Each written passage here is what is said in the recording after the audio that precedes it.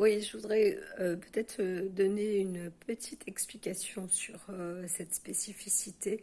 Donc moi hier, c'était beaucoup, hein, c'est l'atteinte neuropathie périphérie. Alors donc au début c'est l'extrémité des mains, des pieds, voilà, c'est très symétrique chez moi. Donc par contre, en général, pour le Lyme, ça peut aller à droite et à gauche, mais pas obligatoirement les deux. Ceci dit, ça se fait aussi. Donc voilà, là c'est le cas. En tout cas, en fibromyalgie, c'est souvent alternatif. Donc, enfin bon, peu importe, là, c'est pas le sujet. Euh, la- Ce qui est important, c'est d'être donc réactif sur la maladie.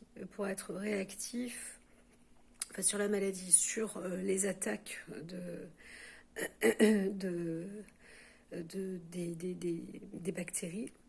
Et donc de comprendre que quand il y a réaction, mis à part les réactions ERX, et encore ça vient de là aussi, hein, c'est les neurotoxines, euh, et bien, euh, eh bien c'est savoir comment et quoi utiliser. Donc ça c'est important, c'est pour ça que c'est important d'étudier la maladie, ou alors effectivement d'avoir un spécialiste, hein, qui connaisse très bien cette maladie et qui sait exactement quel médicament, quel traitement donner, etc. C'est pour ça que c'est important. Euh, un jour ou l'autre, ça va bien sûr que ça va se faire. Mais c'est ça qui est important.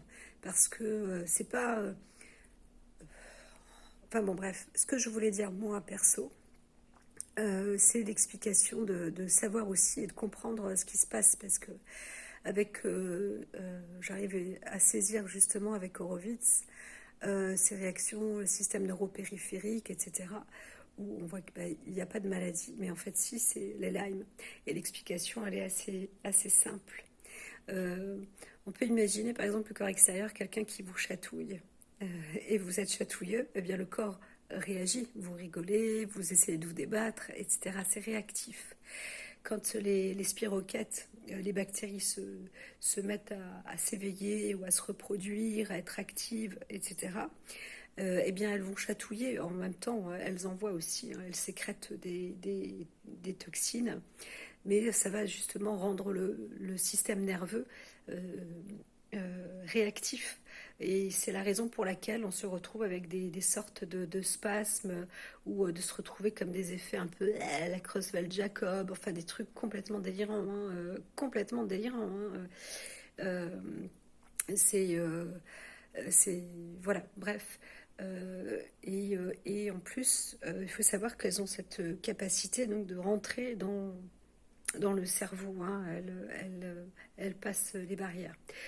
Donc voilà, c'était juste pour donner l'explication, cette simplicité de comprendre en fait. Voilà, c'est la facilité de comprendre. C'est pas se dire ah, mais comment ça se fait, qu'est-ce qui se passe. Oui, ce qui se passe, c'est que les bestioles sont en train de faire réagir le corps, et en plus le corps lui-même va s'inflammer. C'est normal parce qu'il envoie des cytokines, les interleukines, etc. C'est vraiment des barrières de défense, et, ça va en plus se retourner sur le corps. Donc c'est pour ça il y a aussi des risques de baisse immunitaire ou d'immunodéficience au bout d'un moment.